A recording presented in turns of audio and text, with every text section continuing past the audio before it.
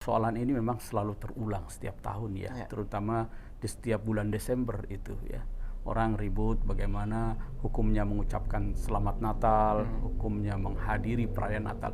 Memang di sini ada dua persoalan ya, menurut saya itu. Yang pertama terkait dengan menghadiri, ikut serta merayakan Natal bersama. Lalu yang kedua adalah mengucapkan selamat Natal ya. Nah, tahun 2018 itu Darul Ifta yang ada di Mesir mencoba membuat meneliti ya fatwa-fatwa yang ada di media sosial di setiap bulan Desember itu. Ada namanya Global Fatwa Index. Jadi indeks fatwa global ya. Mencermati bahwa memang betul itu di bulan Desember ini biasa didominasi oleh fatwa tentang boleh tidaknya mengucapkan selamat Natal ya. Dan melalui penelitiannya itu disebutkan bahwa umumnya fatwa yang mengharamkan selamat Natal itu merujuk kepada pendapat yang dikemukakan oleh Ibnu Taimiyah, khususnya dari kitabnya tentang Iqtida'us Shiratil Mustaqim. Lalu Ibnul Qayyim, murid dari Ibnu Taimiyah, dalam kitabnya Ahkam Ahli Dhimmah, umumnya merujuk ke situ.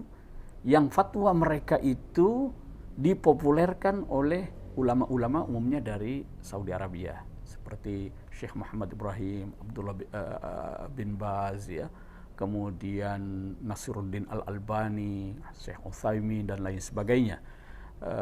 Para ulama yang kemudian fatwanya itu yang banyak disebarluaskan di media sosial ya.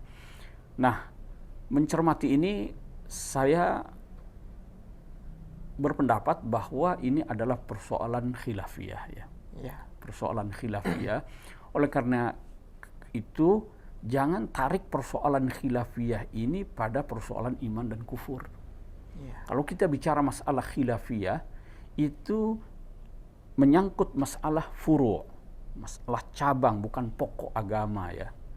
Masalah furu' itu kan bisa menyangkut masalah akidah, bisa menyangkut masalah fikih ya, syariah. Yang perdebatan soal itu jangan cepat-cepat ditarik ke masalah iman kufur. Ini masalah boleh atau tidaknya. Nah, itu nanti bisa kita lihat dari perbedaan pandangan ulama beserta argumentasinya menyangkut boleh tidaknya mengucapkan selamat Natal itu ya. Begini, kalau tadi saya katakan itu khilafiyah, kalau kita lihat argumen mereka yang mengharamkan, ada yang mengatakan tidak boleh. Tadi saya katakan merujuk kepada fatwa-fatwa Ibnu Taimiyah dan lain sebagainya. Mereka beralasan bahwa ini bagian dari tasyabuh, menyerupai atau kita ngikut-ngikut perilaku orang, dan itu seakan membenarkan keyakinan mereka kalau kita mengucapkan ya. Nah, dari sini mereka mengatakan bahwa itu tidak boleh, akan merusak akidah dan lain sebagainya. Tetapi mereka yang mengatakan itu boleh ya, dan ini banyak ulama besar yang mengatakan itu. Saya beri contoh misalnya Syekh Yusuf Al-Qaradawi dalam bukunya Fiqhul Aqliyat Al-Muslimah, fikih minoritas ya. Lalu kemudian ulama-ulama di Al-Azhar, guru-guru saya ya, di Al-Azhar itu biasa kalau Natalan ya, di Mesir itu Natal 2 kali. Itu ada yang tanggal 25 Desember, ada yang tanggal 7 Januari. 7 Januari itu yang Koptik. Itu biasa, para masyayikh Al-Azhar itu saling tabadul at-tahani, saling tukar mengucapkan selamat. Kalau pas hari raya Idul Fitri, Idul Adha, bahkan peringatan Maulid, hari-hari besar Islam, itu tokoh-tokoh Kristen mengucapkan selamat. Nah, begitu juga saat perayaan Natal, ulama-ulama Al-Azhar itu menyampaikan ucapan tahniah.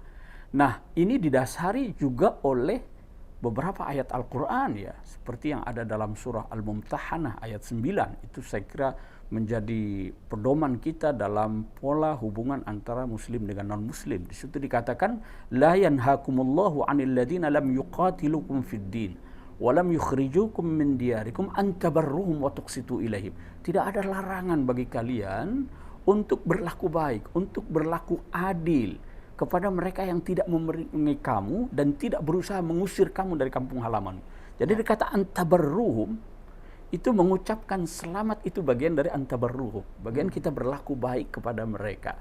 Jadi prinsip hubungan antara muslim dengan non-muslim itu adalah kedamaian.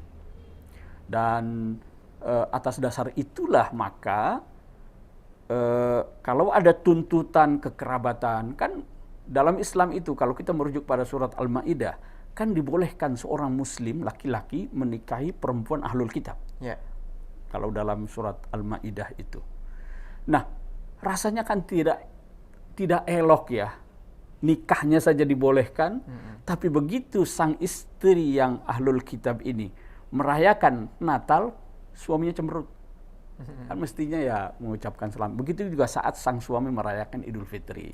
Jadi saya kira itu hubungan yang sangat manusiawi ya. Dan sekali lagi tentu tanpa ada merubah keyakinan ya. Mimbabil mujamalah dari ya untuk basa-basi, untuk menjaga hubungan silaturahim sebagai bentuk toleransi.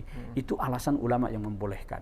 Dan di dalam Al-Quran juga dikatakan فَإِذَا حُيِّتُمْ بِتَحِيَّةٍ فَحَيُّوا بِأَحْسَنَ مِنْهَا. Kalau Anda diberi salam penghormatan, dan ini umum dari siapapun, muslim maupun muslim, Anda harus membalasnya dengan salam penghormatan yang serupa atau lebih baik darinya. Jadi kalau mereka, saya punya tetangga itu yang non muslim, mereka kalau lebaran pada datang ngucapin selamat. Masa mereka Natalan, saya ngumpet, saya nggak mau. Ya, saya kira begini ya, kalau bisa kita simpulkan dari dua pendapat yang membolehkan yang tidak, ini sifatnya kondisional. Baik. Jadi kalau Anda hidup di tengah masyarakat yang beragam dan ada tuntutan, baik tuntutan karena kekerabatan, menjaga silaturahim dengan tetangga, atau pertemanan, atau ada hubungan dalam satu tempat kerja dan lain sebagainya, ada hubungan sosial yang perlu dijaga, maka silahkan mengikuti pendapat ulama yang membolehkan. Kalau tidak ada kebutuhan itu sama sekali, tidak usahlah. Baik. Begitu saja saya kira, simple. Kita dalam menyikapi perbedaan pendapat di kalangan ulama ya. Sekali lagi karena dua kubu itu, pandangan yang mendukung dan menolak juga berlandaskan dari ayat-ayat Al-Quran, dari sunnah Rasulullah SAW.